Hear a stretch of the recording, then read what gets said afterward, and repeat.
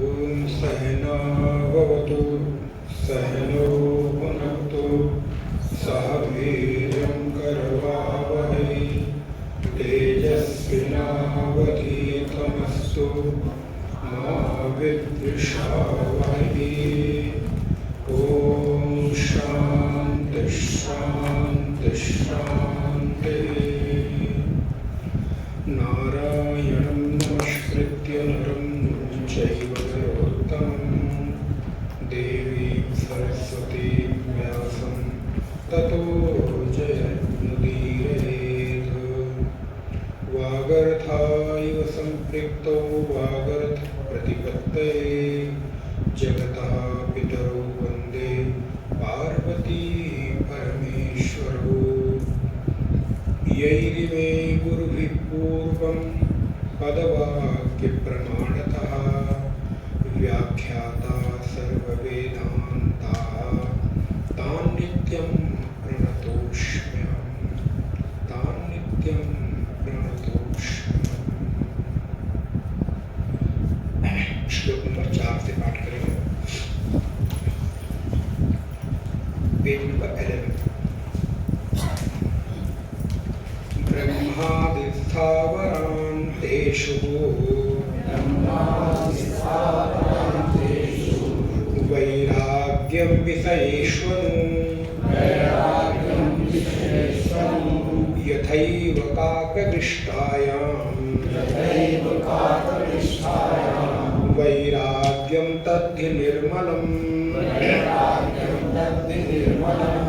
नित्यमात्मस्वरूपं हि दृश्यं तद्विपरीतगम् एवं यो निश्चया सम्यग् विवेको वस्तुना स वै सदैव वासनात्यागः शमोऽयमिति शब्दितः निग्रहो बाह्यवृत्तीनां तमः इत्यभिधीयते। विषयेभ्यः परावृत्तिः परमोपरतिर्सः सहनं सर्वदुःखानां तितिक्षा सा शुभामता निगमाचार्यवाक्येषु भक्तिः श्रद्धेति विश्रुता चित्तैकाग्र्यं तु सल्लक्ष्ये समाधानमिति स्मृतम् संसारबन्धनिर्मुक्तिः कथं मे स्यात् कदा विभो इति या सुदृढा बुद्धिः वक्तव्या समुक्षुतः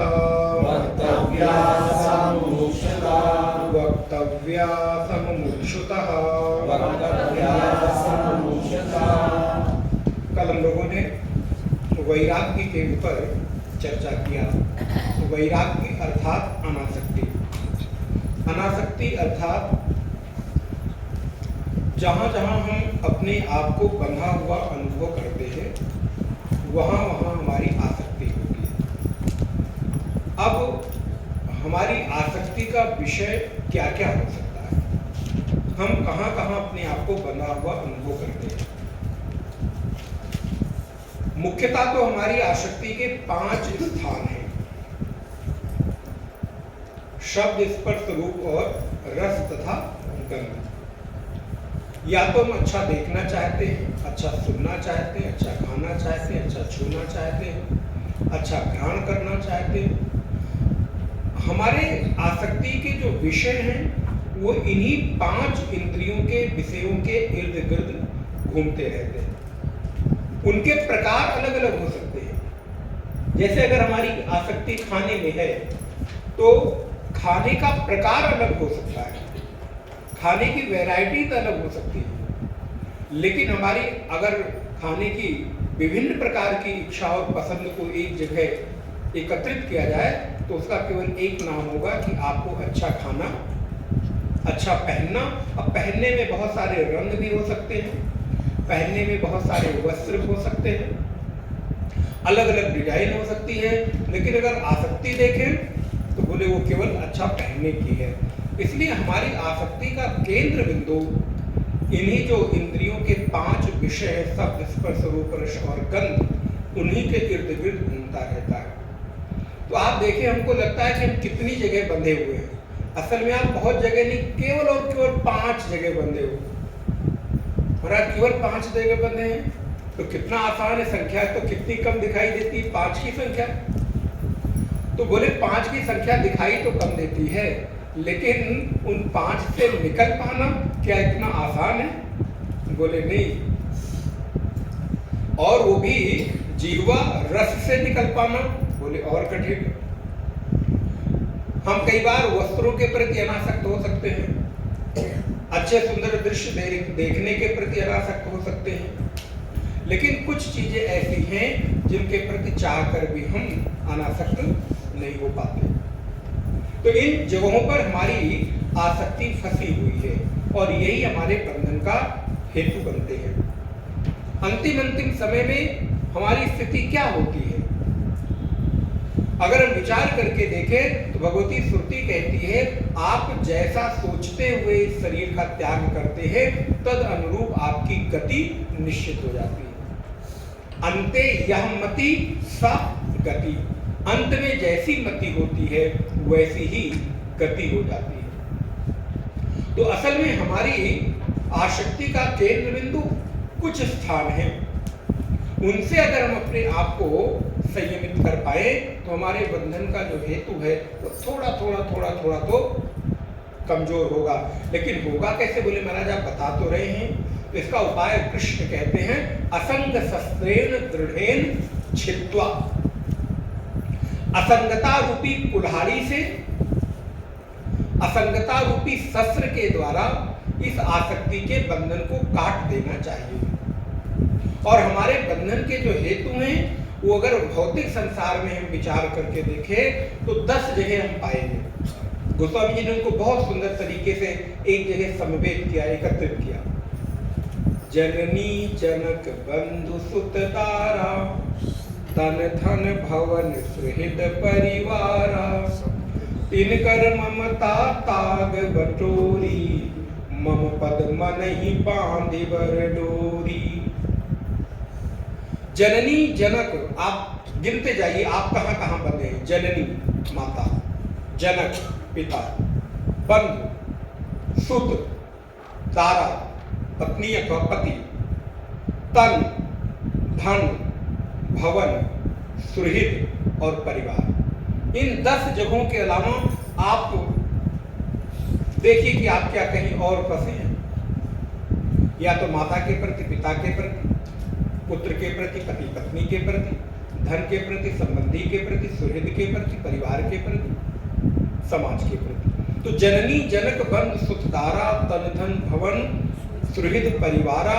तो क्या करें? बोले तिनकर ममता ताग बटोरी। इन 10 संबंधों की जो ममता आपकी बंधी हुई अलग अलग, इनको एक तागे में बटोरो, बट लो। बटना माने होता है रस्सी बना लेना।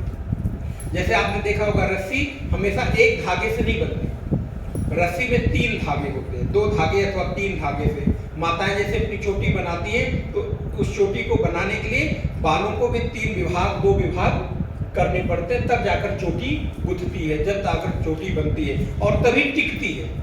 नहीं तो अगर एक से चोटी बनाई जाए तो वो टिकेगी नहीं, बार बार खुलती रहेगी।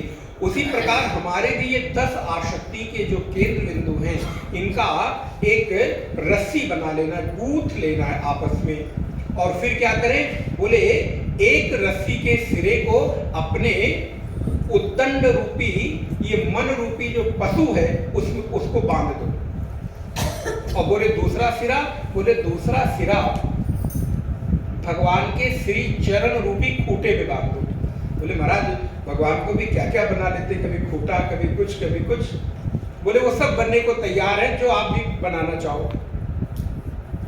बोले इससे क्या होगा, बोले इससे एक उदाहरण से समझे। आप लोगों ने देखा होगा कभी कभी कोई पशु बहुत उद्दंड होता है, जानवर कोई बहुत बदमाश टाइप का होता है, तो अगर उसको चराने के लिए चरवाहा ग्वाल बाल बाहर लेकर जाते कोई ग्वाला, तो उसके गले में एक रस्सी बांधकर एक लकड़ी लटका देते मोटी सी। ध्यान दिया होगा, देखा होगा आपने, उसके गले में रस्सी बांधी और एक नीचे लकड़ी लटका दी और उसको छोड़ के जाओ, उद्दंडता करो जितनी करनी। महाराज शुरू में तो जब वो छूटता है रस्सी से, जो अपने खूंटे से, तब तो बहुत जोर से भागता है, लेकिन 10-20-150 कदम जब भागता है तो उसके गले में बंधी हुई जो लकड़ी है उसके पैर में ठक ठक जब ठोकर लगती है तो अपने आप फिर वो भागता नहीं, एक जगह स्थिर होके आराम से घास खाता रहता है। अथवा कुछ ग्वाल बाले हैं, वो क्या करते हैं, बोले अगर कोई ऐसा पशु है ऐसा लगेगा कि भाग जाएगा तो उसके गले में एक रस्सी बांधते हैं और वो रस्सी बहुत लंबी कर देते हैं, उसको खुला नहीं छोड़ते और उसको ले जाकर किसी पेड़ में, किसी खूंटे में, जंगल में बांध देते हैं, जहां हरी घास होती है वहां बांध देते हैं। और सारे जानवर तो खुले हुए चर रहे हैं, लेकिन वो पशु रस्सी में बंधा हुआ चरता है। लेकिन देखो बड़ी मजेदार बात, वो पशु लंबी रस्सी है, हरा चारा उसके खूंटे के आसपास है, लेकिन वो आसपास का चारा खाता कहाँ का चारा है, सबसे पहले वो रस्सी जितनी लंबी है उतनी लंबी यात्रा तय करेगा, दूर तक जाएगा। वहां पहुंचा, जब रस्सी नहीं पहुंच रही फिर वहां से खाना, और फिर सीधा नहीं खाएगा, गोल गोल गोल गोल गोल खाएगा। खाते खाते खाते खाते क्या करता है, उस रस्सी को उस खूंटे के चारों तरफ, देखा होगा, लपेट देता है। और एक समय ऐसा आता है कि वो पूरी रस्सी खूंटे में लिपट जाती है। अब उसको लगता है कि मेरा गला फंस गया है। जब उसको लगता है कि अब रस्सी घूमने वाली नहीं है, बिल्कुल खूंटे में लिपट गई है, तब अब वो उस खूंटे से दूर नहीं बैठता। आप ध्यान देना, बड़ा क्लासिकल एग्जाम्पल है। वो बैठता है बिल्कुल खूंटे के ऊपर ही, मानो अर्थात खूंटे से बिल्कुल चिपक कर बैठता, 1 इंच भी जगह खाली। बोले महाराज ये क्या खूंटा, पशु, रस्सी? बोले ये किसी और के लिए, हमारी और आपकी ही कथा है। हमारा ये मन रूपी पशु न बड़ा उद्दंड है। ये भी महाराज आसपास की चीजों को नहीं देखता, आसपास की चीजों को नहीं खाता, आसपास की चीजों को नहीं पाना चाहता। ये भी क्या पाना चाहेगा, दूर दूर दूर घूमता रहता है, घूमता रहता है, क्योंकि ये भी बड़ा उद्दंड है ना, बड़ा बदमाश है, दूर दूर घूमता रहता है। तो क्या करो, बोले ये मन कहीं घूमते घूमते घूमते दूर न निकल जाए, इसलिए इसको भी जरा बांध दो। एक बार एक व्यक्ति एक डॉक्टर के पास गया, बीमार व्यक्ति, तो उसको दवाई लिखी। दवा लिखने के बाद डॉक्टर ने पर्चे पे लिखा कि 2 किलोमीटर का रोज वॉक किया करो। वॉक करना शुरू किया। 6 महीने बाद उसके परिवार वाले डॉक्टर के पास गए। डॉक्टर ने पूछा, भाई क्या हाल है तुम्हारे पेशेंट का? बोले 6 महीना हो गया, अभी तक लौट कर नहीं आया, रोज 2 किलोमीटर चलते हैं। बोले हमने घूमने के लिए कहा था, लौट के वापस आने के लिए भी कहा था, वो रोज 2 किलोमीटर चलते चलते कहाँ चले गए? तो नारायण रोज 2 किलोमीटर चलना है, इसका मतलब ये नहीं कि 2 किलोमीटर चलना ही चलते चले जाना है, फिर वापस लौटकर घर भी आना है, मंजिल पर भी तो आना है। अब पता ही नहीं चल रहा है कहाँ चले गए। तो बोले ऐसे मेरा मन भी घूमता घूमता चला जाता है, ये कहाँ तक यात्रा करेगा कुछ पता नहीं। तो क्या करें? बोले अपनी आसक्ति रूपी उस 10 रस्सियों को बटोर कर मजबूत रस्सी बनाओ और एक अपने मन को उस रस्सी के सिरे से बांध दो और दूसरा रस्सी का सिरा भगवान के चरण रूपी खूंटे में बांध दो और निश्चिंत हो जाओ। बोले जाओ जहां घूमना है। तात्पर्य, जीवन में एक जगह आश्रय बना लो, जीवन में एक जगह शरणागत हो जाओ, जीवन में एक व्यक्ति को अपने जीवन का अंतिम निर्णायक बना लो। दुनिया के किसी की भी बात मैं नहीं मानूंगा, कोई बात नहीं, लेकिन मेरे जीवन में एक व्यक्ति ऐसा होगा जो वो सही कहे तो, गलत कहे तो, जो भी जैसा भी कहेगा वो मेरे लिए अंतिम निर्णय होगा। और वो कौन हो सकता है? बोले संसार में मानवीय संबंधों में ऐसा तो कोई दिखाई नहीं देता जिसकी अंतिम बात मानकर मैं आगे बढ़ता जाऊं।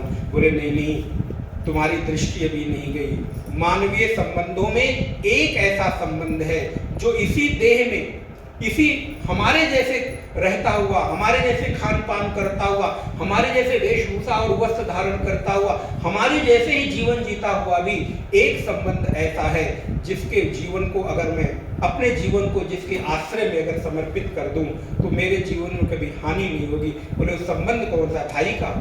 बोले शायद स्वार्थ परायण हो। पति का? शायद स्वार्थ परायण हो। पत्नी का? बोले शायद कोई और उद्देश्य हो। लेकिन मानवीय संबंधों में एक संबंध सदगुरु का है, गुरु का है। देखने में हमारे जैसे ही उसका रूप स्वरूप है, 5 इंद्रियां उसके पास है, आंख नाक कान मुख मेरे जैसा ही भोजन करता है, मेरे जैसा ही जीवन जीता हुआ दिखाई देता है। लेकिन मानवीय संबंधों में एक संबंध ऐसा है, यदि उसको मैंने जीवन का अंतिम आश्रय बना लिया, अंतिम लक्ष्य बना लिया कि आपके जीवन, आपके आदेश के अतिरिक्त मेरे जीवन में और किसी का आदेश मानूं न मानूं, लेकिन आपका आदेश मेरे जीवन का अंतिम आदेश होगा। अर्थात मानवीय संबंध को अनुशासित करने का यदि कोई एक विकल्प मेरे सामने है तो वो है सद्गुरु। क्योंकि गुरु कभी आपको स्वार्थ परायण होकर किसी बात के लिए प्रेरित नहीं करेगा, यदि तो वो गुरु है तो। मैं यदि शब्द लगा रहा हूं, यदि वो संत है, संतत्व है, तो जब भी आपके बारे में सोचेगा तो अच्छा ही सोचेगा। जब भी आपको कोई राय देगा तो उत्थान की ही राय देगा, नहीं आता होगा तो मना कर देगा मुझे नहीं पता है। लेकिन यदि वो आपके बारे में कुछ भी निर्णय देता है तो वो यही चाहेगा कि उसके निर्णय के द्वारा आपका उत्थान हो, पतन न होने पावे। मानवीय संबंधों में एक ऐसा ही संबंध हमको दिखाई देता है। और नारायण, मानवीय संबंधों में ये संबंध के साथ हम बहुत सारी भावनाओं को, बहुत सारे इमोशंस को जी सकते हैं।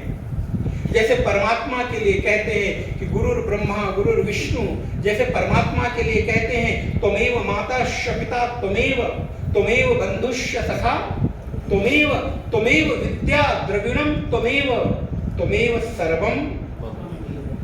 मैं आप में माता को भी देखता हूं, और जब आप मुझे वात्सल्य देते हो तो लगता है कि मेरी माँ मुझे प्यार कर रही है।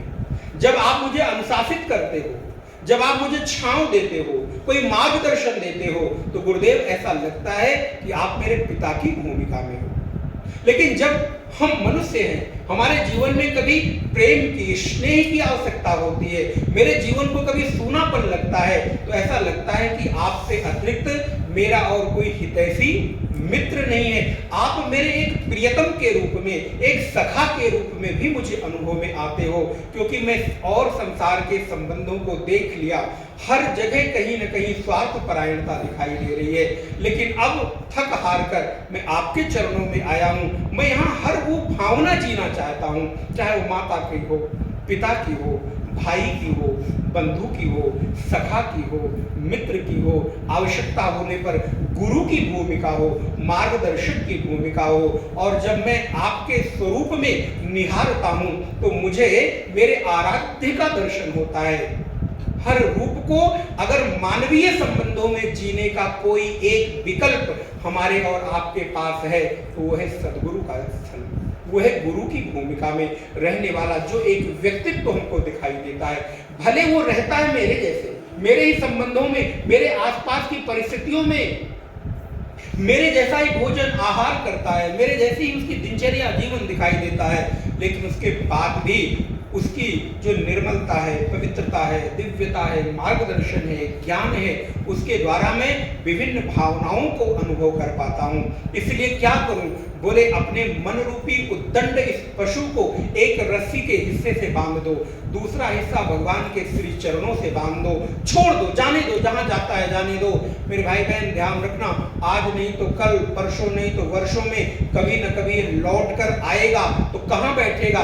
बोले उस पशु की तरह जैसे वो खूंटे से चिपक कर बैठता है, वैसे ही आपका मन भी भगवान के श्री चरणों से ही चिपक कर बैठेगा। फिर ये चाह कर भी कहीं दूर। लेकिन आवश्यकता क्या है? एक बंधन की आवश्यकता क्या है? एक स्वीकार करने की आवश्यकता क्या है? उस एक भाव को जी लेने की, जिसको मैं भगवान के श्री चरणों में कर दूं। क्योंकि जीवन में इस भावनाओं का मुझे कुछ पता नहीं। मानवीय संबंधों को मैं बहुत दिनों तक साथ में लेकर तो जाना चाहता हूं, लेकिन जा नहीं पाता, क्योंकि कहीं ना कहीं कोई ना कोई स्वार्थ परायणता बीच में आ जाती है। तो गुरु का एक संबंध जो है वो मार्गदर्शक का भी है, मित्र का भी है। मेरे भाई बहन ध्यान रहे, इस संसार में मनुष्य देह में रहता हुआ गुरु से बेहतर कोई मित्र भी नहीं हो सकता। हम लोग अनुभव करते हैं, बहुत सारे लोग अपने मन की बातों को, अपनी भावनाओं को, जो शायद परिवार में भी नहीं कह पाते। एक पति अपने पत्नी के साथ नहीं कह पाता, एक पत्नी एक पति के साथ नहीं कह पाती, भाई के साथ नहीं कह पाता, अपने सगे संबंधी मित्र के साथ नहीं कह पाता। वो गुरु चरणों में बैठकर अपनी भावनाओं को अभिव्यक्त करके और अपने आप को मुक्त सा अनुभव करता है। उसको लगता है कि मेरा सारा भार, मेरी सारी परेशानी, मेरे भीतर का जो एक कोलाहल था वो समाप्त हो गया। ये स्थान कौन सा है? बोले वो स्थान केवल और केवल शरीर में रहते हुए गुरु स्थान ही हो सकता है। वो मित्र के रूप में, हमारे सखा के रूप में हमारा मार्गदर्शन करता है, स्नेह के भावों से सिंचन करता है। इसलिए इस मन को बांधो। किससे? बोले एक रस्सी से, दूसरा भगवान के श्री चरणों से। घूम फिर कर आज नहीं तो कल ये वहां पर पहुंच जाएगा और बंधा रहेगा, तो कहीं भी किसी भी स्थिति में आपकी हानि नहीं होगी। क्यों? क्योंकि ये खूंटे से बंधा है। दौड़ेगा कहां तक जाएगा? इसकी दौड़ कितनी? वो कहावत है ना, मियां की दौड़ कहां जाएगा, कितना दौड़ेगा? बोले जाके घूम फिर कर आएगा, लौट कर भगवान के चरण रूपी खूंटे से बैठ जाएगा, फिर आपकी अनुभूति होगी। और इसलिए उस जीवन की अनुभूति में मैं कभी पीछे न रह जाऊं, पिछड़ न जाऊं। जब अवसर मिले, जिस समय अवसर मिले, उस समय मुझे गुरु के चरणों का, परमात्मा के चरणों का खूंटा पकड़ लेना चाहिए। खूंटा अर्थात जो हिले नहीं, ध्यान रहे। खूंटे का मतलब जानते हैं ना? जब खूंटा गाड़ा जाता है, आप लोग गांव में इससे अगर संबंध रखते हो तो जानते होंगे। खूंटा गाड़ते समय बहुत मेहनत लगती है। गड्ढा खोदा जाता है, लकड़ी डाली जाती है, मिट्टी ईंट पत्थर डाला जाता है, उसको खूंदा जाता है और उसके बाद फिर उसको हिलाया जाता है। बोले बताओ भला आदमी, इसको जब इसको हिलाना ही है तो फिर काहे को उसमें मिट्टी और पत्थर डाल के खूंद रहा है, डाल रहा है? बोले नहीं, इसी को न्याय की भाषा में खंभ खनन न्याय कहते हैं। खोदना, डालना, हिलाना और फिर उसको मिट्टी डालकर, फिर पत्थर डालकर, फिर उसको अंदर करना। क्यों? क्योंकि खूंटा मजबूत हो जाए। ये कितना भी उद्दंड पशु इसको हिलाना चाहे लेकिन हिले ना। खूंटे को फिर खूब मजबूती से गाड़ दिया, फिर हिलाते पकड़ के दो लोग, और फिर मिट्टी डालते हैं, पत्थर डालते हैं, ईंट डालते हैं और फिर उसको खूंदते हैं। क्योंकि खूंटे की ये क्वालिटी, अगर वो हिल गया तो खूंटा। ऐसे ही आपका भी स्वीकार किया गया संबंध, आज आपने स्वीकार किया और कल हिल गया। बोले भैया फिर तो कुछ और ही कारण रहा होगा, कोई और ही बात रही होगी। वो खूंटा ऐसा, गुरु के चरणों का खूंटा, परमात्मा के चरणों का ऐसा खूंटा, कितनी भी विपरीत परिस्थितियां क्यों ना आ जाएं, लेकिन वो खूंटे से मैं छूटू ना, उस खूंटे से मैं कभी दूर हूं ना, और वो खूंटा भी ऐसा मजबूत हो जो कभी हिले ना। दोनों तरफ से, क्योंकि ये संबंध परस्पर एक दूसरे के पूरक होते हैं, एक तरफ से नहीं होते। जब शिष्य शरणागत होकर आश्रय ग्रहण करता है तो गुरु भी अपने चरणों से लगाए रखने के लिए शिष्य के उत्थान की कामना करता है। और मेरे भाई बहन ध्यान रहे, इस संसार में गुरु ही एक ऐसा संबंध है जो सर्वविध आपका हित चाहता है, आपका उत्थान चाहता है। इसलिए ऐसा कोई समय न आए जिस समय हम किसी आश्रय के बिना रहें। गुरुवाणी में एक बड़ी सुंदर बात कही गई, जीवन में आप निगुरे होकर मरते हो कि गुरुमुखी होकर मरते हो। जीवन में आपने गुरु के अनुरूप, गुरु के साथ संबंधों को लेकर जीकर आपने शरीर को छोड़ा है कि बिना गुरु के। बोले जो संसार से निगुरे लोग जाते हैं, बड़े उन्होंने अपने साथ हानि की, वो शब्द तो आ रहा था, बोलूंगा नहीं। उनको एक संबंध मिलने की संभावना थी, लेकिन उन्होंने शायद किसी अपने आग्रह के कारण उस संबंध को स्वीकार नहीं किया। इसलिए अवसर मिले तो गुरुमुखी होकर, गुरु के अनुरूप। और मेरे भाई बहन ध्यान रहे, गुरु को माने लेकिन गुरु की भी माने। प्राय हमारे साथ होता क्या है, हम गुरु को मानते रहते हैं। गुरु को मानने से कुछ बहुत ज्यादा लाभ नहीं, हाँ लाभ होगा, लेकिन बहुत लाभ नहीं होगा जितना होना चाहिए। लाभ कब होगा कि गुरु के साथ साथ गुरु की, एक बार आप गुरु को ना भी मानो तो भी चलेगा, लेकिन गुरु की जरूर मानना, उससे आपका भले उद्धार हो जाएगा। आपने गुरु स्वीकार कर लिया, बाद में कभी मिलते हो, प्रणाम करते हो, आते हो, जाते हो, नहीं करते हो, कोई बात नहीं। लेकिन जो उन्होंने कहा, जो गुरु का सिद्धांत है, जिस दर्शन के वो उपदेशक हैं, जो आपको होने के लिए प्रेरित करते हैं, अगर वो स्वीकार कर लोगे तो शायद आपका सर्वविध कल्याण हो जाएगा। इसलिए किसी भी परिस्थिति में गुरु के भाव को जीवन में धारण जरूर करना चाहिए।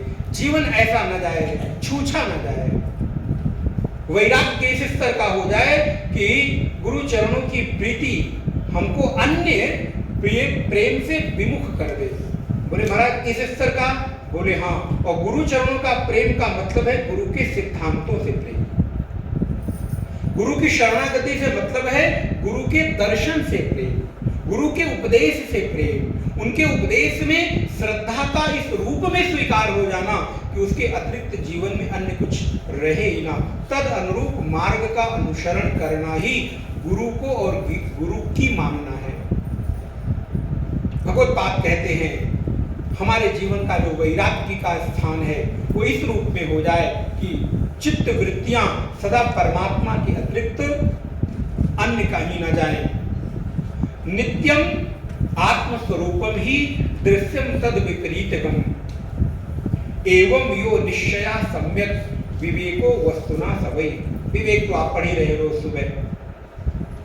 नित्य और अनित्य का विवेक, धर्म और अधर्म का विवेक, श्रेय और प्रेय का विवेक, स्थूल और सूक्ष्म का विवेक, दृष्टा और दृश्य का विवेक, इस विवेक को कर लेना ही असल में विवेकवान होना है। हम बहुत बड़े डॉक्टर इंजीनियर हो गए, अध्यात्म में उस विवेक की कोई बहुत प्रशस्ति नहीं है।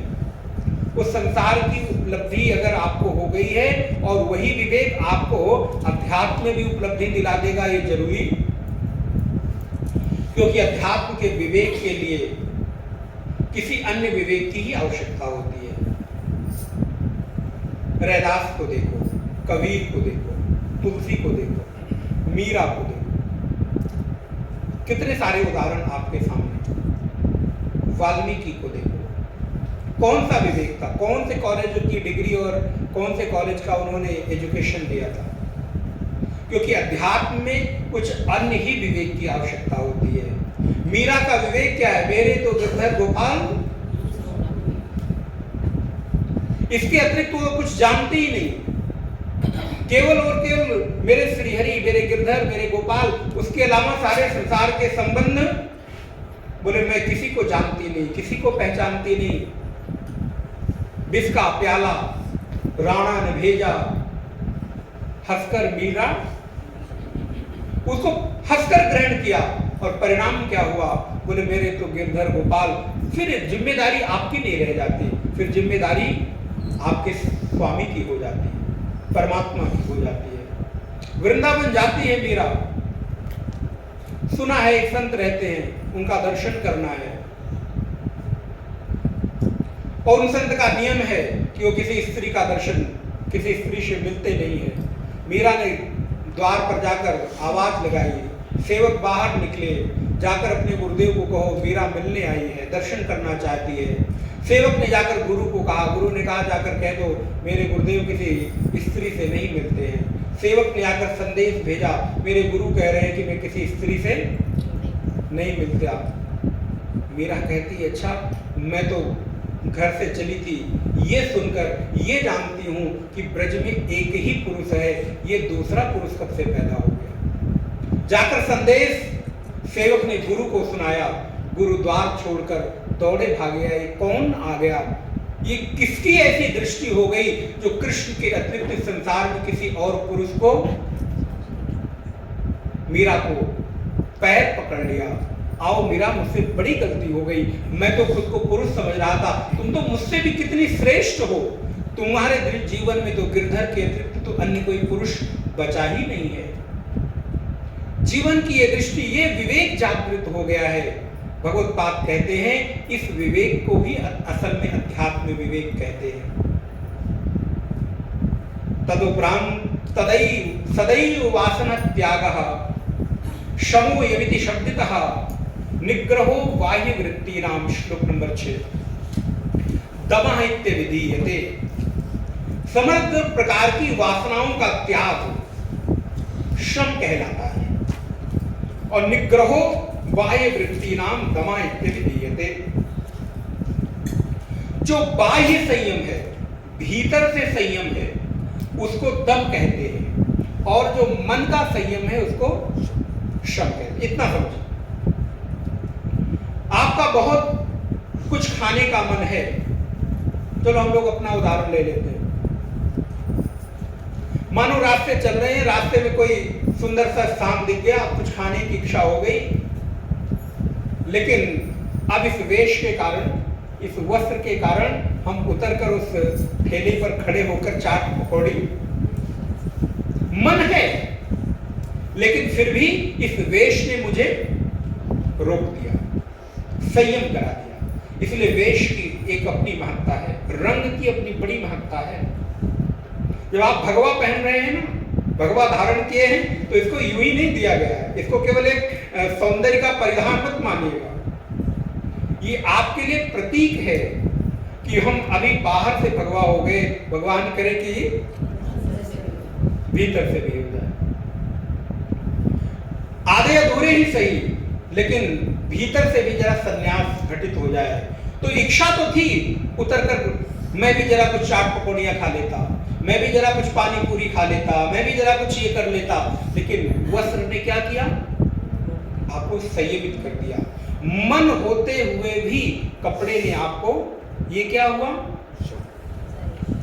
ये तब है बाह्य इंद्रियों का निग्रह ऊपर से। मन अभी निग्रहित नहीं है, लेकिन आपके बाहर की आपकी मर्यादा ने, बाहर के आपके नियम ने आपको वो क्रिया करने से रोक दिया। कोई आया, मुझे अपशब्द कह दिया, मन तो हुआ कि इसको मैं भी पलट के कुछ जोर से जवाब दे दूं। मन तो हुआ किसी ने एक थप्पड़ मुझे मारा, मैं भी खींच के 2 थप्पड़ मार दूं, लेकिन पुनः मन ने रोक लिया। ध्यान रहे, ऊपर से तो मैं मार सकता था, लेकिन हाथ उठते उठते भी रुक गया। ये किसका संयम है? ये मन का संयम, और ऋषि को शम कहते हैं। चाहते हुए भी आपके भीतर, एक तरह से देखो तो आपने उसको थप्पड़ मार दिया, क्योंकि सोच लिया, इसका मतलब किसी को अपमान बाहर से ही कर दो ये जरूरी नहीं। मन से आपने अगर किसी का अपमान, किसी का अपयश, किसी के प्रति गलत धारणा निर्मित कर ली, आपने मानो उसको अपमानित कर दिया। ये बाह्य अपमान तो बड़ा स्थूल है, भागवत की उस घटना, महाभारत की उस घटना को याद करिए जिस समय द्रोणाचार्य के पुत्र अश्वत्थामा ने सोए हुए निरीह पांडु के 5 बालकों का सिर छेदन कर दिया, सिर को काट दिया। द्रौपदी ने प्रण ले लिया कि जब तक मैं इसके खून से अपने बालों को धुल नहीं लूंगी तब तक अपने बालों को बांधूंगी नहीं। अर्जुन को प्रतिज्ञा पता चली, भगवान श्री कृष्ण आए, समझाया अर्जुन को, अरे तू भी पागल होता है। द्रौपदी ने प्रतिज्ञा ले ली तो क्या तू अब गुरुपुत्र ब्राह्मण पुत्र का वध करेगा, ब्रह्म हत्या का पाप अपने सिर पर लेगा? समाधान क्या है कृष्ण?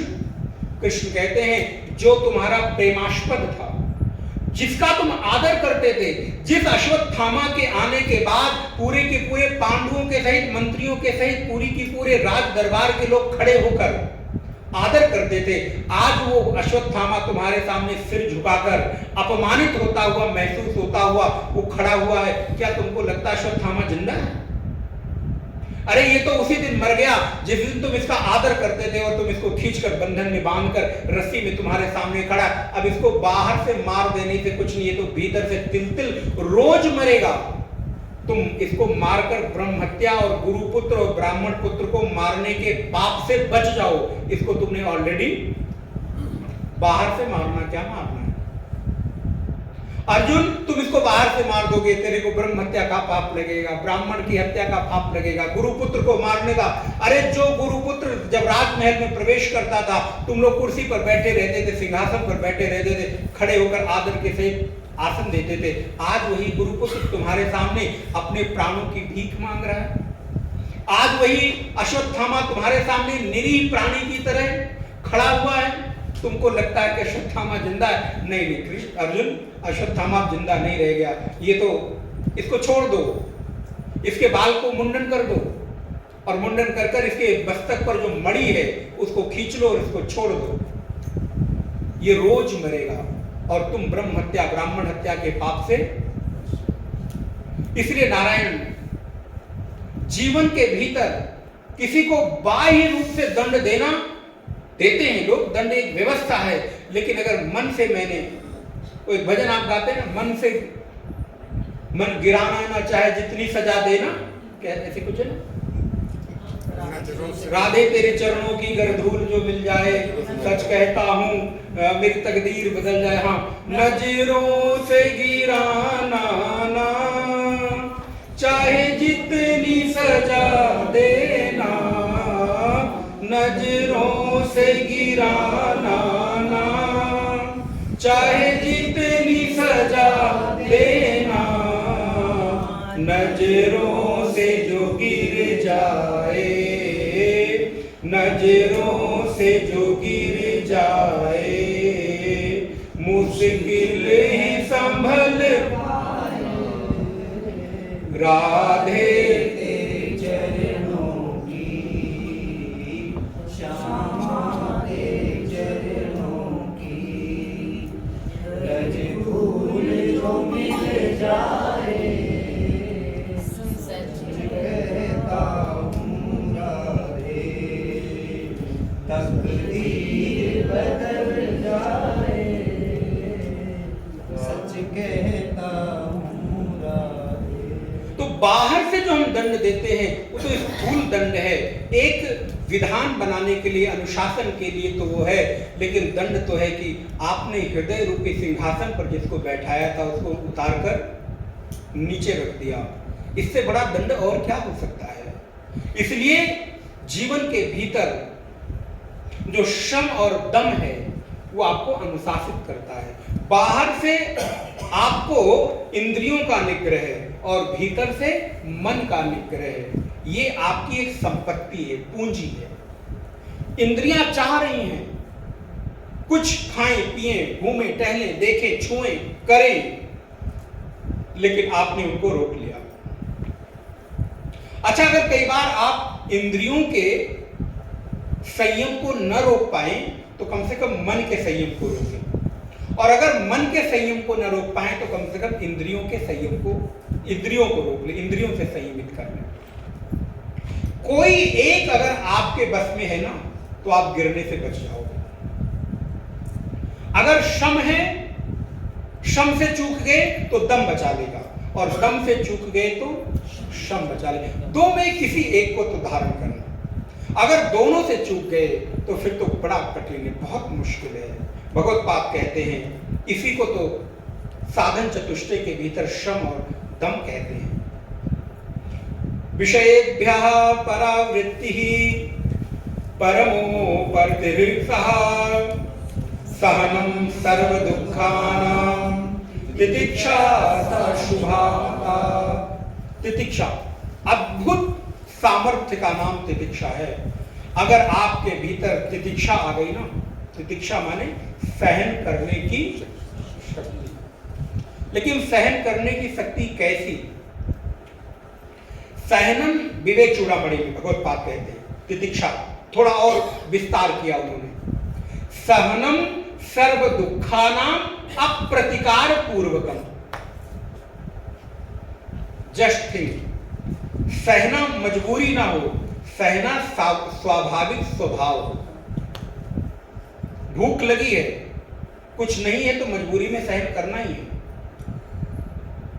लेकिन वस्तु मेरे सामने हो और फिर मैं न ग्रहण करूं, और उस ग्रहण न करने में कोई दुख ना हो, कोई पछतावा ना हो, उसको तितिक्षा कहते हैं। लेकिन अगर मजबूरी में भी सहन करते तो भी ठीक है। लेकिन सहन तितिक्षा का उच्चतम स्वरूप क्या है, श्रेष्ठतम स्वरूप क्या है? बोले सहन करना, लेकिन आप प्रतिकार, बिना किसी प्रतिकार के, बिना किसी गिलवे और सिकवे के, बिना किसी पछतावे के, बिना किसी तरह के मन के भीतर दुख को लाए सहन करना। मजबूरी में भूखे रहने का नाम भूखा नहीं है। इससे तो अच्छा है कि भोजन कर लो और आराम से भजन करो। देखा देखी भजन, देखा देखी भूखे रह रहे हैं तो देखा देखी पाप और देखा देखी पुण्य ना हो। हम लोग क्या एक कहावत है, हो कैसा? बोले सहज स्वाभाविक तितिक्षा हो, सहन करें, सहन करने की सामर्थ्य। और ऋषि को कृष्ण गीता के दूसरे अध्याय में कहते हैं किस किस को सहन करना है? खाली भूख को? 9 दिन उपवास है, दिन भर खाने की इच्छा चल रही है, बोले ऐसे उपवास का कोई मतलब नहीं, दिखावे के लिए उपवास मत करो। फिर क्या करें? बोले इंद्रियों के उपवास से काम चला लो। भूखे क्यों रहते? अगर भूखे रहकर काम नहीं चल रहा है तो जरा खाके इंद्रियों को संतुष्ट करो और भजन करो। 2 रोटी खाकर अगर मन शांत है तो 2 रोटी खाने में कोई पाप नहीं है, कोई बुराई नहीं है। लेकिन बिना खाए पूरा दिन भर खाने का ही चिंतन चल रहा है, बोले ऐसे उपवास का, ऐसे व्रत का क्या मतलब रह जाता है? इसलिए व्रत हो सहज स्वाभाविक रूप से, किसी भी प्रकार का कोई आपको जबरदस्ती थोड़ा कर रहा है, कोई आपके मजबूरी थोड़ा ना है करना। तो सहन हो, लेकिन कैसा सहन हो? अप्रतिकार पूर्वक, उसको तितिक्षा कहते हैं। शीतोष्ण, अब तितिक्षा का और स्वरूप, शीत का, उष्ण का, शीतोष्ण, सुख का, दुख का सहन करना, मजबूरी में नहीं, ये पीछे लगा लीजिएगा। स्वाभाविक सहन करना, सहन करने में आपको दुख ना हो बल्कि मजा आए। हाँ ठीक है, कोई बात नहीं, इसका भी एक अपना आनंद है। ये जो सहन करना है असल में ये तितिक्षा रूपी तप है। मजबूरी में सहन की गई तितिक्षा तप नहीं कहलाती है। मजबूरी में सहन किया गया तप नहीं कहलाता है। तप तो है जो सहज और स्वाभाविक रूप से हो। किसका? बोले विषयेभ्यः परावृत्ति ही, विषयों से परांगमुख हो जाना, विषयों से अपने आप को मोड़ लेना, संपूर्ण दुखों से अपने आप को मोड़ लेना, इस सहन करने का नाम तितिक्षा है। परिस्थिति है ही सहन करना ही है, तो रोग आके क्यों सहन करना? हंस के सहन करो। भाई जो मेरे सामने है उसको हम बदल नहीं सकते, तो रोना गाना उदास क्यों रहना? बोले आनंद के साथ, मजे के साथ उसको जीना है, मजे के साथ उसको करना है। कृष्ण कहते हैं मात्रा स्पर्शास्तु कौन्तेय शीतोष्ण सुख दुखदा आगमा पाइनो नित्याः तांस तितिक्षस्व भारत। हे भारत, हे अर्जुन, मन के भीतर एक विचार लेकर आओ कि ये सुख दुख, लाभ हानि, यश अपयश, सर्दी गर्मी, ये सब आगमा पाई है। आगमा पाई माने आने जाने वाले, आज हैं और कल नहीं रहने वाले हैं। ये शीतोष्ण आने जाने वाले हैं। ऐसा मन के भीतर विचार करके इनको प्रसन्नता पूर्वक सहन करो। विषयों के साथ होने वाला जो सुख है क्षणिक सुख है, इंद्रिय जन्य। चलिए दूसरी थोड़ी सी बात करते हैं। इंद्रिय जन्य जितने भी सुख हैं वो कभी भी दीर्घ जीवी नहीं हो सकते। कोई भी सुख आप करिए, कितनी देर का है, कोई भी सुख गारंटी देते हैं 5 मिनट, 10 मिनट, 15 मिनट, 20 मिनट, 1 घंटे, 2 घंटे। वातानुकूलित कमरा भी आपको तभी तक सुख देता है जब तक कि बाहर गर्मी है। अगर आपको गर्मी का एहसास न हो तो वातानुकूलित कमरा आपके लिए सुख का कारण बनेगा क्या? वातानुकूलित कमरा सुख का हेतु तभी बनता है जब आप गर्मी से हैरान परेशान आते हो, तब आप ठंडे को आहा मजा आ गया, जल्दी एसी ऑन करो। लेकिन जो हमेशा वातानुकूलित में रह रहा है उसके लिए सुख किस बात का? इसलिए कोई भी सुख दीर्घजीवी नहीं, कोई भी क्षणिक सुख, विषयजन्य सुख बहुत लंबा नहीं होता, थोड़े अल्प काल के लिए होता है। इसलिए इंद्रिय जन्य सुख अल्प है, थोड़ी देर का है। अच्छा, खाने का सुख कब तक? बस जीभ तक जाने तक के लिए इतनी कवायद। पूरा दिन भर किचन में ही जा रहा है, परेशान है। किसके लिए? अलग अलग मेनू बनाना है, अलग अलग डिशेस बनाना है, एक ही आलू को 20 तरह से बनाना है, एक ही खाने को 3 तरह से छौंकना है। अरे जीभ तक जाने तक वो, उसके बाद मीठा भी, तीखा भी, कड़वा भी, खट्टा भी, सब क्या हो जाना है? बोले एक में ही गड्ढन हो जाना है। आप यहां तक अलग अलग खाते हो, लेकिन जाता कहां है? वहां अलग अलग होता है क्या? अलग अलग खाने बना रखे हैं आपने कि मीठा इधर जाएगा, तीखा इधर जाएगा, खट्टा इधर जाएगा, नमकीन इधर जाएगा। स्वाद कहां तक है? बोले जीवा तक है। मात्रा स्पर्शास्तु, जब तक इंद्रियों का ध्यान है, इंद्रियों का विषयों के साथ सन्निकर्ष होता है तभी तक सुख है। और जैसे ही इंद्रियों और विषयों का सन्निकर्ष खत्म हुआ, सुख गायब। आंखों का सुख कितनी देर?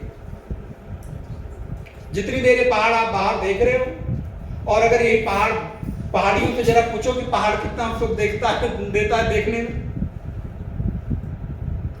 इसलिए कान उतनी देर जितनी देर शब्द जा रहे हैं, उसके बाद आंख, मुख, जिह्वा, स्पर्श, घ्राण, सबकी आयु बताओ कितनी देर है? अल्प आयु है कि नहीं? और सुखों में सबसे अधिक जो लोग सुखों का भाव अपने जीवन में लाते हैं या सुखों में प्रधानता देते हैं, वो है वासना का सुख, कामना का सुख, परस्पर स्त्री और पुरुष के सन्निकर्ष का सुख। वो सुख भी कितनी देर? क्षणिक। उस सुख को भी भोगने की सामर्थ्य कितनी? क्षणिक।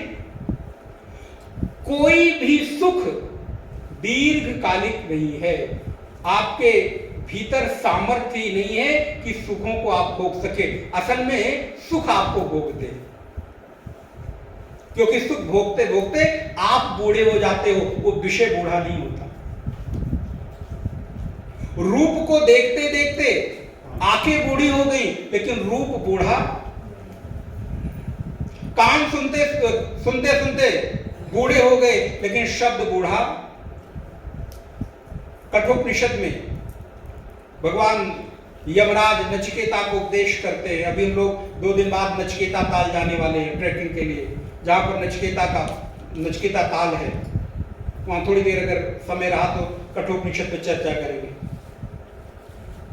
कठोपनिषद की भगवती श्रुति कहती है, भोग भोगते भोगते जरयंती तेजा, हमारी जो इंद्रियां हैं वो उनका जो तेज है वो समाप्त हो गया। अच्छा सोचिए आपकी सामर्थ्य कितनी है भोग भोगने की। महाराज 2 रोटी खा लो तो दूसरे दिन लगता है कि बैटिंग कर ले, मतलब एक टाइम का खाना स्किप कर दे तो अच्छा है। क्या सामर्थ्य है आपकी? थोड़ी सी हवा चल जाए, थोड़ी सी बारिश हो जाए, हमारी सामर्थ्य भोग भोगने की कितनी है? भोग भोगते भोगते हम बूढ़े हो रहे हैं, हमारा तेज समाप्त हो रहा है, भोग कभी बूढ़ा। इसलिए तितिक्षा सहनम सर्व दुखानाम मात्रा स्पर्शास्तु कौन्तेय, हे कुंती पुत्र, इंद्रियों से जो जन्य सुख है उनको सहन करने की, सुख दुख को, लाभ हानि को सहन करने का अपने भीतर भाव बढ़ाओ। और ये जब तितिक्षा मेरे भीतर आती है तो आपके भीतर एक सामर्थ्य डेवलप होती है। मैंने पहले बहुत समय पहले एक वाक्य कहा था, आज पता नहीं कहां से स्मरण आ गया। भोगी व्यक्ति बहुत कमजोर होता है, उसको भी दूसरे शब्दों में मैं कहता हूं, याद करता हूं। आप देखिएगा भोगी व्यक्ति से कमजोर इस संसार में कोई नहीं होता। विचार करिए, जो जितना कंफर्ट, जितना भोग, जितनी अनुकूलता चाहेगा उतना ही कमजोर होगा। इसको इस तरह से समझिए, आज तक कभी भी भोगी व्यक्ति जीवन में आदर्श नहीं हुआ है। जब भी कोई आदर्श हुआ है वो त्यागी ही हुआ है। दूसरी तरह से भोग हमेशा त्याग के समक्ष झुकता है। बड़े बड़े राजा महाराजा अपने पास रहने की कुटिया भी ना हो, लेकिन ऐसे दिगंबर वेशधारी संतों के चरणों में आकर झुकते हैं। संपत्ति ऐश्वर्य कहां झुक रहा है? त्याग में कि संपत्ति के सामने? आपकी संपत्ति से बहुत बड़ी संपत्ति किसी के पास है, उसकी संपत्ति से अधिक संपत्ति। तो एक संपत्ति दूसरे के संपत्ति के चरणों में झुकती नहीं है। वो सामाजिक मर्यादा के कारण केवल आदर करती है या उसकी मजबूरी है ये असर करने की। लेकिन जब संपत्ति त्यागी के चरणों में जाती है तो वहां मजबूरी में नहीं झुकती, आदर में झुकती है, सम्मान में झुकती है। आप किसी संत के, गुरु के चरणों में आदर के सहित झुकते हो। उसके पास इतना ऐश्वर्य है इसलिए नहीं झुकते हो। और यदि आप किसी संत के चरणों में ऐश्वर्य से झुक रहे हो तो आपसे बड़ा स्वार्थी कोई नहीं होगा। इतना बड़ा नाम है उस गुरु का, तो मैं तो गुरु उन्हीं को बनाऊंगा। क्यों? क्योंकि वो कोई पूछेगा तो, क्योंकि गुरु भी स्टेटस सिंबल हो जाएंगे ना हमारे। नहीं, गुरु मुझे जाने, मैं गुरु को जानूं, ऐसा संबंध। तो आप लोग कहते हैं ना, मैं प्रधानमंत्री को जानता हूं, ये कौन सी बड़ी बात है? बड़ी बात तो क्या है? आप गुरु को जानते रहो, ढिंढोरा पीटते रहो, सामने पड़ने पर पहचाने भी ना। संबंध तो क्या है? क्योंकि ये संबंध आत्मिक संबंध है। इस संबंध के अतिरिक्त और संबंध बचता क्या है संसार में? और यहां पर भी जान पहचान करने के लिए जद्दोजहद हो, यहां भी जान पहचान करने के लिए, संवाद करने के लिए, चर्चा करने के लिए आपने गुरु ही बनाया था। जीवन के संबंधों में, जीवन की जिज्ञासाओं को शांत करने के लिए, उसके लिए भी समय ना हो तो गुरु कैसा हो? बोले जिस गुरु के साथ हम आत्मिक संबंध स्थापित कर सके, हमारे कठिनाइयों में, हमारी जिज्ञासाओं के समय उपलब्ध हों। इसलिए हमारे यहाँ हमेशा महापुरुषों के चरणों में जाकर राजा महाराजा प्रश्न करते हैं, बड़े बड़े लोग प्रश्न करते हैं। क्यों? क्योंकि संपत्ति हमेशा त्यागियों के चरणों में झुकती है। त्याग हमेशा श्रेष्ठ होता है। आज भी आपके जीवन में अगर कोई आदर्श नाम लेना हो तो आप किसका लेंगे? उठा किसी भी क्षेत्र में देख लीजिए। बड़े बड़े पूंजीपतियों में भी आप उन्हीं पूंजीपतियों को आदर्श मानते हो जिनके पास पूंजी होते हुए भी त्याग पूर्वक, आप कहते हो ना, मैं नाम क्या लूं, सबको मालूम है। कुछ वर्षों में 2-4 लोग, विश्व के कुछ गिने चुने धनपतियों में जिनका नाम शुमार हो जाता है। लेकिन कुछ पूंजीपति ऐसे भी हैं वर्षों में 50वें 60वें 70वें नंबर पर आता है, लेकिन आदर्श और आदर की बात होती है तो किसका नाम लेते हैं? आप संकेत समझ गए होंगे मैं किसी का नाम क्यों, अगर नहीं समझे मैं बाद में बता दूंगा क्यों। क्योंकि पूंजी के सामने नहीं झुकती, पूंजी हमेशा त्याग के सामने झुकती है, हमेशा भोग त्याग के समक्ष झुकता है। त्याग हमेशा श्रेष्ठ रहता है, इसलिए जीवन में तितिक्षा, त्याग अप्रतिकार पूर्वक हो। और त्याग कैसा हो? श्रद्धा के आलंबन में हो। बिना श्रद्धा के त्याग नहीं हो सकता। जब तक श्रद्धा नहीं होगी, अद्भुत अद्भुत विषय हैं, समय तो बड़ी जल्दी निकल जाता, पता ही नहीं चलता।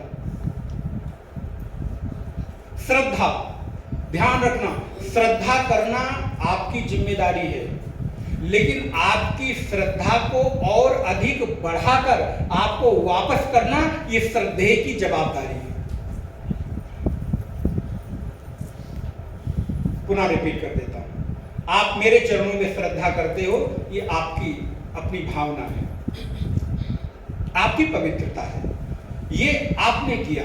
लेकिन आपकी श्रद्धा जब मुझ तक पहुंची तो फिर मेरी जिम्मेदारी होती है कि मैं आपकी श्रद्धा को कम न होने दूं, बल्कि और अधिक बढ़ाकर आपको वापस कर दूं कि जाओ, जो तुमने श्रद्धा समर्पित की थी, अब मैं अपने आचरण से, अपने व्यवहार से, अपनी वाणी से, अपने चिंतन से, आपके जीवन में अपने मार्गदर्शन से आपकी श्रद्धा को बढ़ाकर दूं। ये गुरु की जवाबदारी है। श्रद्धा करना शिष्य का कर्तव्य है, लेकिन उस श्रद्धा को और अधिक बढ़ाकर उस श्रद्धालु शिष्य के हृदय में श्रद्धा को हमेशा हमेशा के लिए स्थापित कर देना ये गुरु की जवाबदारी है, जिम्मेदारी है। क्योंकि श्रद्धा करना आपके बस में है, लेकिन श्रद्धा और अधिक बढ़ते रहे। जे श्रद्धा संबल रहित नहीं संतन कर साथ, तिन कहूं मानस अगम अति जिन्हीं न प्रिय रघुनाथ। जे श्रद्धा संबल रहित, जिनके पास श्रद्धा रूपी संबल ही नहीं है, आलंबन ही नहीं है, तो श्रद्धा करना आपके बस में है, लेकिन श्रद्धा को बढ़ाना ये श्रद्धेय की जिम्मेदारी है। ये लाइन याद रखिएगा। और आपके जीवन में सब कुछ लुट जाए, सब कुछ चला जाए, जाने देना, चिंता मत करना, लेकिन याद रखना आप कभी भी श्रद्धा विहीन मत हो जाना।